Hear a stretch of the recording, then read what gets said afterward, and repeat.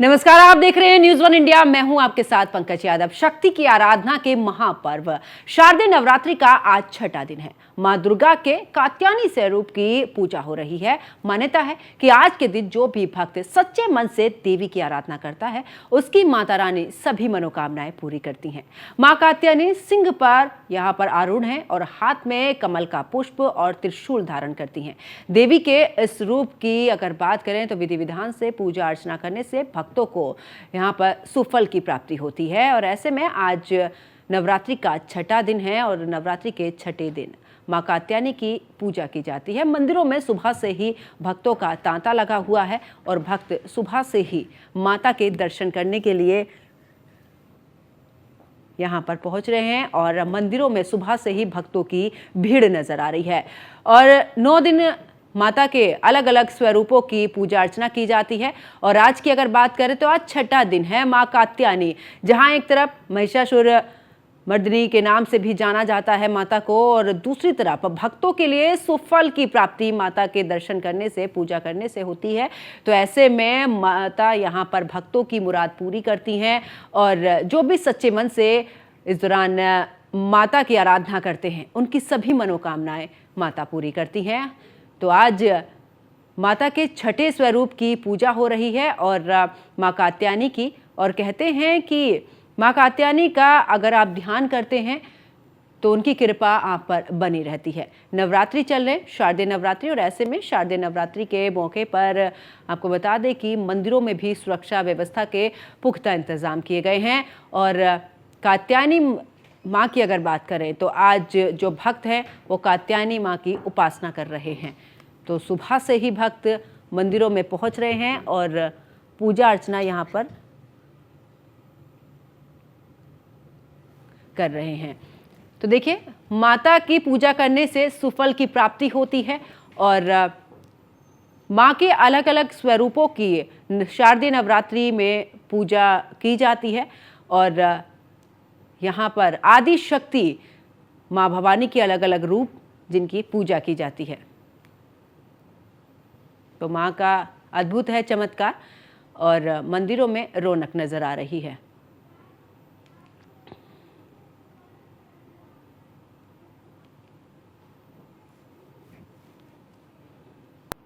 तो आज माता रानी के छठे स्वरूप यानी कि कात्यायनी की पूजा की जा रही है। इसी पर हमारे साथ में राज पुरोहित मधुर जी एस्ट्रोलॉजर भी है, श्री अयोध्या धाम से हमारे साथ में जुड़ चुके हैं। राज पुरोहित मधुर जी, बहुत बहुत स्वागत है आपका न्यूज़ वन इंडिया पर। सादर नमस्ते, जय माता दी। जय माता दी। और ऐसे में क्योंकि छठा स्वरूप है माता का और माँ कात्यायनी की आज पूजा की जा रही है, सबसे पहले तो महत्व जानेंगे। आज विशेषकर इस पवित्र शारदीय नवरात्र के अंतर्गत आज षष्ठम दिवस है और इस छठे दिन में प्रवेश करने से पूर्व माँ भगवती की उस कात्यायनी स्वरूप का हम वर्णन कर देते हैं। माँ भगवती जिस समय अपनी संपूर्ण तपस्याओं को जंगल में, घने जंगल में कर रही थी, उसी समय नाना प्रकार के असुरों का संहार करते हुए एक ऐसा पवित्र स्वरूप उन्होंने धारण किया था जो कात्यायनी का स्वरूप था। कात्यायनी का स्वरूप ऐसा बताया जाता है कि जिन बहनों के विवाह में बहुत विलंब होता है, आज के इस पवित्र स्वरूप का वास्तव में पूजन करके वह अपने जीवन में एक शिव जैसा पति प्राप्त करते हैं। कात्यायनी के रूपों के वर्णन में कहा गया है कि आज का दिन जो है वह बेहद महत्वपूर्ण इसलिए हो जाता है कि हनुमान जी का दिन है।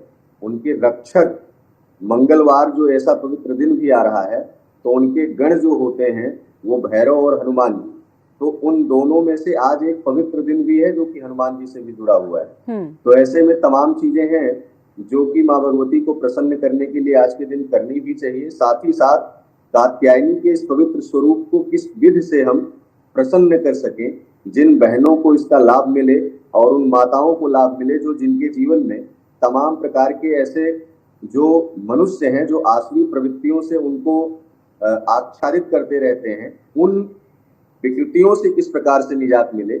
आज ऐसा पवित्र दिन है, पूजन करने से अवश्य ही लाभ होगा।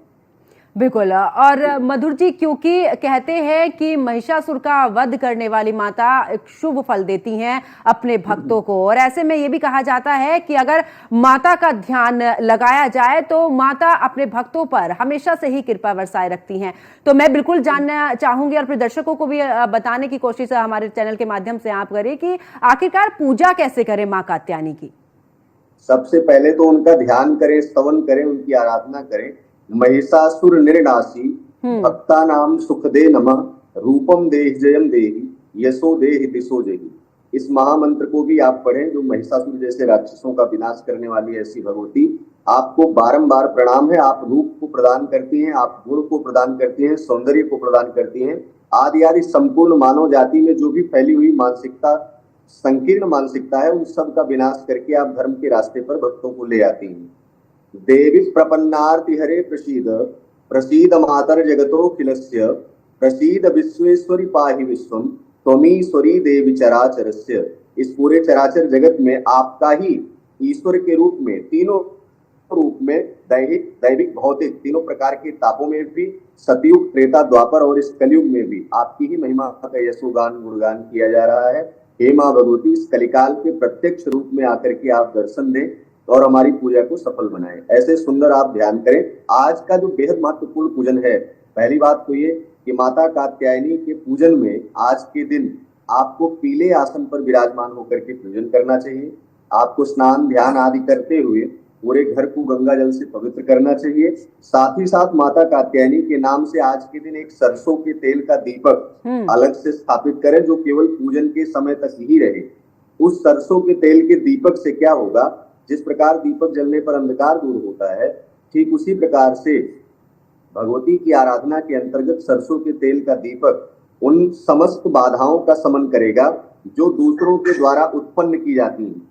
मतलब ये कहा जा सकता है कि जैसे तमाम प्रकार के ऐसे अज्ञात शत्रु होते हैं जो अपने आसपास ही होते हैं, तो ऐसे शत्रुओं का शमन के लिए, उनके दमन के लिए आज के दिन एक छोटा दीपक सरसों के तेल का स्थापित करें पूजन के समय, फिर पूजन विधि की तरफ आगे बढ़ें। अब आपको सुंदर वस्त्रों में आना है, पूजन करना है। सुंदर वस्त्र लाल भी हो सकते हैं, पीला भी हो सकता है, सफेद भी हो सकता है, खासकर हरा भी हो सकता है। तो विशेषकर वस्त्रों का बड़ा महत्व है। जिस प्रकार से आप वस्त्रों को धारण करेंगे, आपकी मानसिकता उतना ही तारतम्य ईश्वर से आपका जुड़ता चला जाएगा।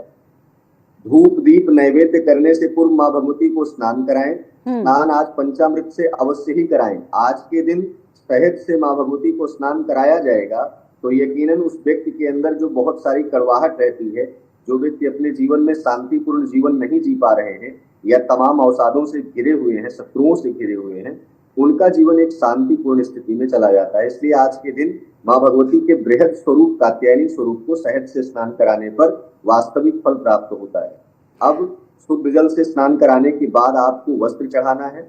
वस्त्र चढ़ाने के साथ साथ आपको रोली का टीका लगाना है। लाल रोली का टीका मां भगवती के मस्तक पे लगाएं, बचा हुआ टीका अपने मस्तक पर लगा लें।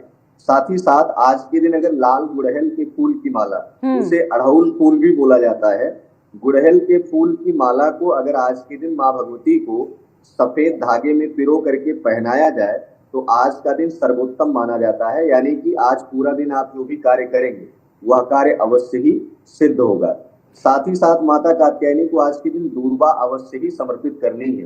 दूर्वा किस लिए समर्पित करनी है कि मां भगवती के व्रत के अंतर्गत जब राक्षसों का समूलता विनाश होने लगा तो भगवती ने उन राक्षसों को, जब कात्यायनी, कालरात्रि और महाकाली आदि जैसे विभिन्न स्वरूपों को धारण किया तो असुरों को उनका रक्तपात जिस तरीके से पृथ्वी पर गिरना शुरू हुआ, उसी तरीके से माता कालरात्रि की विभिन्न स्वरूपों के द्वारा उन तमाम असुरों के जो सिर थे उसको लेकर के पूरे रण क्षेत्र में मां भगवती ललकारने लगी, अट्टहास करने लगी।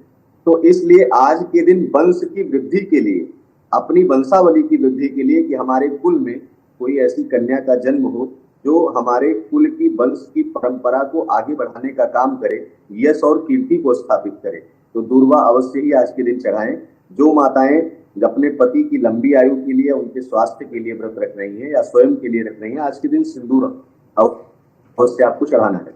सिंदूर का टीका लगाएं। सिंदूर के साथ साथ अबीर, गुलाल और इत्र, सुगंधित तेल, फिर धूप दीप नैवेद्य, नैवेद्य में आप आज के दिन अनार का भोग लगा सकते हैं, साथ ही साथ पीले फलों का भोग लगा सकते हैं। पीले फल में पपीता भी आता है, कदली फल भी आता है। आज विभिन्न प्रकार के पीले फलों को आज माँ भगवती को समर्पित किया जा सकता है।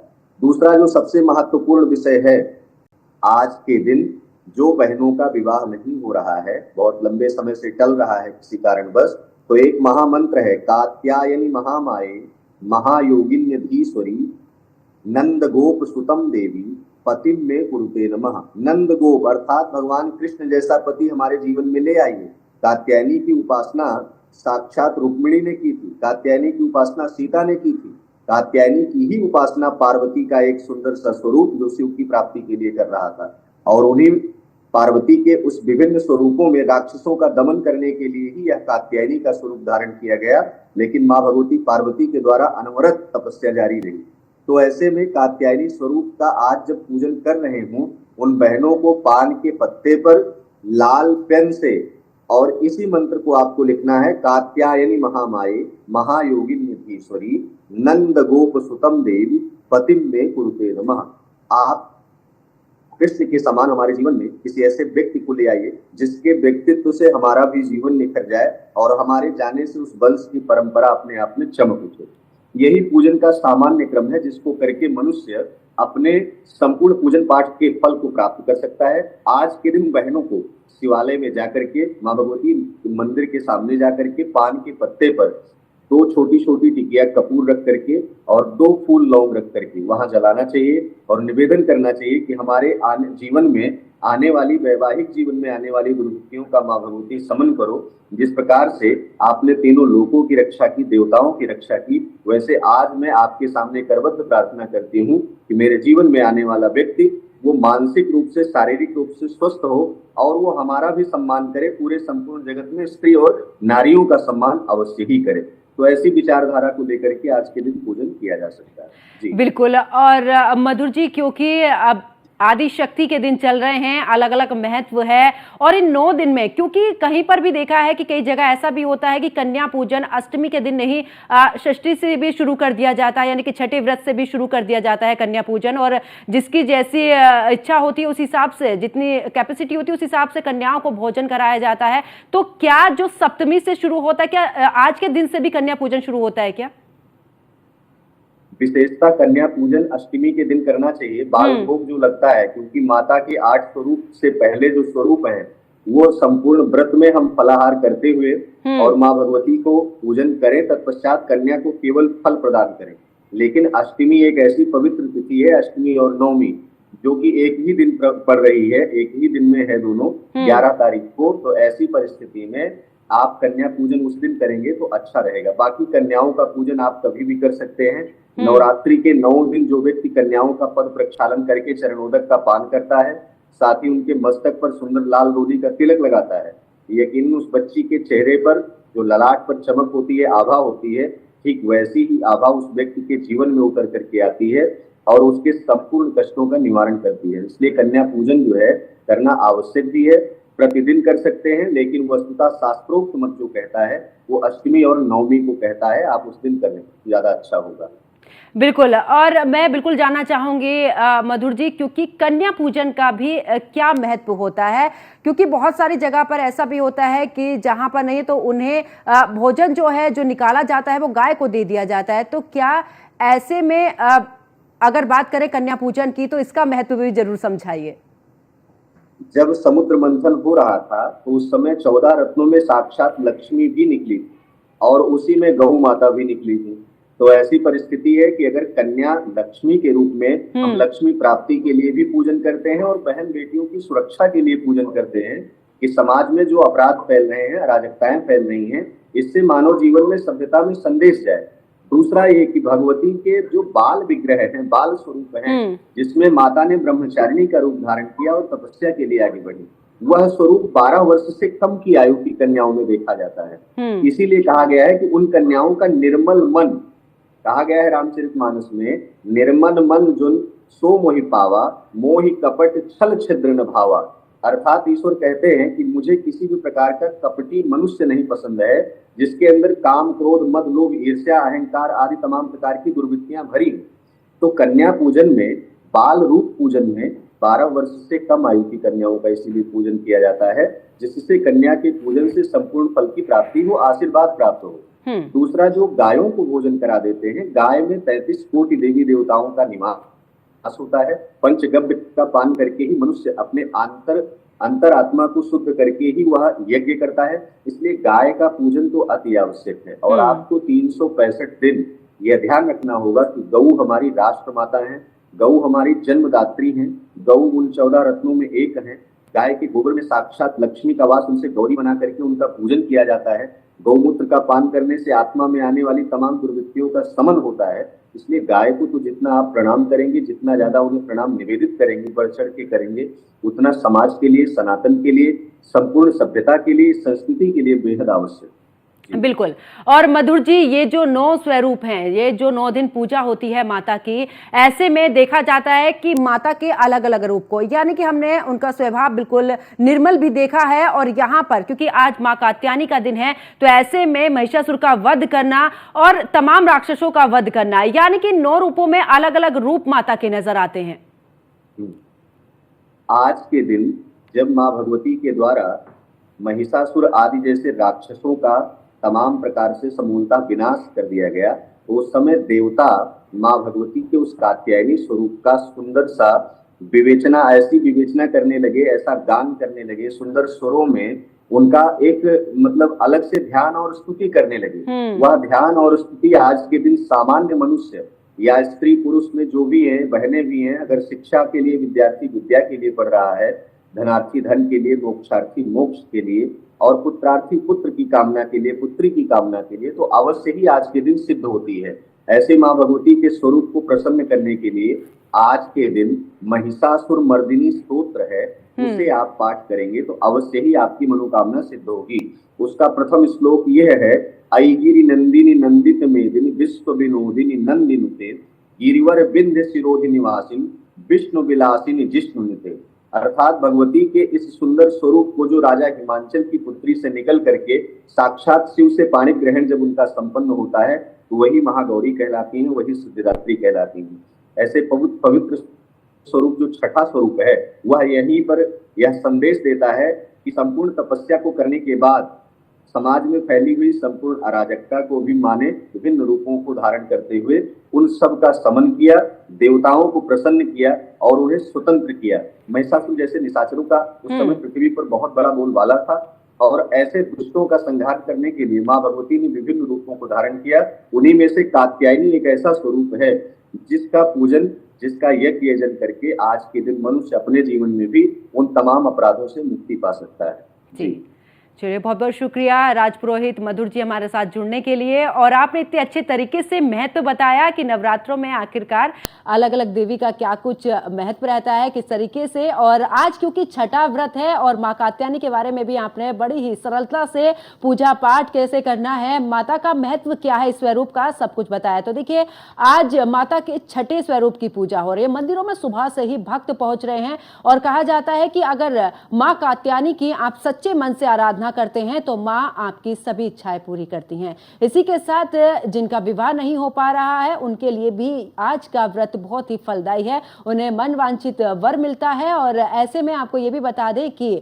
हर एक के लिए माता बड़ी ही मधुर है, और ऐसे में जो दुष्ट हैं उनके लिए भी संहार करने में भी माता का अहम यहाँ पर रोल देखा गया है। और ऐसे में क्योंकि छठा व्रत माँ कात्यायनी का स्वरूप, और एक तरफ जहां महिषासुर का वध करने वाली माता, दूसरी तरफ बड़े ही सरल अपने भक्तों को हर तरीके से रक्षा करना और उन्हें मन वांछित फल प्रदान करना भी माता कात्यायनी की पूजा करने के बाद जरूर सिद्ध होता है। तो मेरे साथ इतना ही। आप देखते रहिए न्यूज़ 1 इंडिया।